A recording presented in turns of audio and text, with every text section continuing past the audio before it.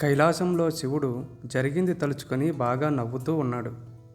ఇంతలో పార్వతీదేవి వచ్చి, "ఏమైంది స్వామి?" అని అడిగింది. అప్పుడు శివుడు చెప్పడం మొదలుపెట్టాడు. శ్రీరాముడు సీతాదేవి కోసం రావణాసురుడిపై యుద్ధానికి సన్నద్ధమవుతుండగా వానరులు ఎక్కడెక్కడి నుండో వచ్చి ఒక చోటుకి చేరి యుద్ధానికి సంబంధించి ప్రణాళికలు వేస్తూ ఉన్నారు.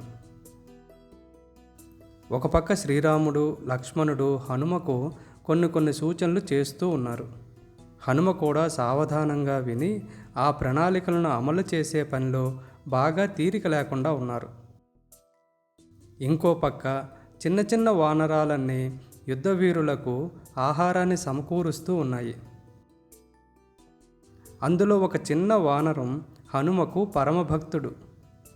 కొన్ని అరటిపళ్ళు తీసుకొని హనుమకు ఇవ్వడానికి బయలుదేరేవాడు. రోజు హనుమ దగ్గరకు వెళ్ళడం, అప్పటికే హనుమ కొన్ని పళ్ళు తీసుకోవడం జరుగుతూ ఉండేది. వానరం చాలా బాధపడుతూ ఉండేది. దూరం నుండి హనుమనే చూస్తూ ఎప్పటికైనా నేను ఇచ్చిన అరటిపళ్ళు హనుమ తింటారు అనే ఆశతో ఉండేది. రోజులు గడుస్తున్నా కానీ ఎటువంటి లాభం లేకుండా పోయింది.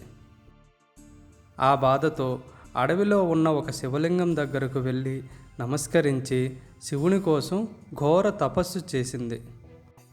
అలా కొన్ని సంవత్సరాలు గడిచాయి. శివుడు ప్రత్యక్షమయ్యాడు.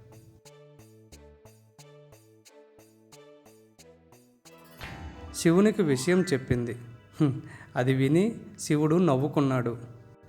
అరటిపళ్ళు హనుమకు తినిపించడం కోసం తపస్సు చేశావా అని శివుడు అడిగాడు. కోతి అవునని తన భక్తి గురించి శివుని దగ్గర చెప్పుకుంది. నేను సమర్పించిన అరటిపళ్ళనే హనుమ తినాలి అని, ఒక వరం కావాలి అని శివుడిని కోరింది. అప్పుడు శివుడు, నీ కోరిక వచ్చే జన్మలో నెరవేరుతుంది అని చెప్పాడు. ఆ వానరం చాలా నిస్సహాయంగా ఆలోచిస్తూ తిరగడం మొదలుపెట్టింది. ఇది జరిగింది పార్వతి అని నవ్వుతూ అన్నాడు శివుడు. పార్వతీదేవి కూడా నవ్వుతూ, తరువాత ఏం జరగబోతుంది స్వామి అని అడిగింది. దానికి శివుడు చెప్పడం మొదలుపెట్టాడు. అలా ఆ వానరం రోజులు లెక్కబెడుతూ కాలాన్ని వెల్లదీస్తూ సముద్రం దగ్గరకు వెళ్ళి రామదండు వెళ్ళిన వైపే చూస్తూ ఉండిపోయింది.